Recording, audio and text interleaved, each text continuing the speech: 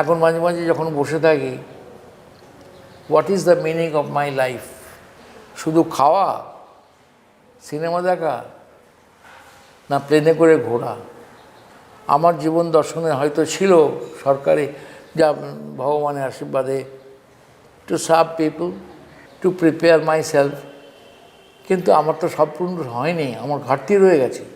আমার যে ঘাটতিগুলো যদি আপনি আপনার ঘাটতিটা বুঝতে পারেন, তা you will be the man. Doctor Sukumar মুখার্জির কী ঘাটতি রয়েছে ডক্টর সুকুমার মুখার্জি মনে করেন? আমি এই নিয়ে ডাক্তারিতে লিখেছিলাম, ডাক্তারি একটা জার্নালে লিখেছিলাম, what mistakes I have done in my professional life, case illustration দিয়ে সারা ইন্ডিয়াতে।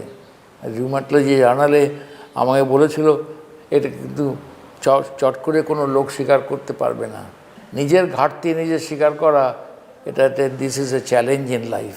তা আমি 3টে কেস ইলাস্ট্রেশন দিয়েছিলাম জীবনে, তার থেকে আমি কি শিক্ষা পেয়েছি, so that I correct my self. কোন 3টে করেছিলেন আপনি? সে একটা হচ্ছে এখনও বেঁচে আছে একটা পেশেন্ট, নাম বলতে পারবো না, তার হঠাৎ পায়ে একটা গ্যাংগ্রিন, খুব মোটাসোটা, আমরা ডায়াবেটিস ভেবেছিলাম, ব্লাড প্রেশার ভেবেছিলাম, যা হয় সচরাচর থিঙ্কিং,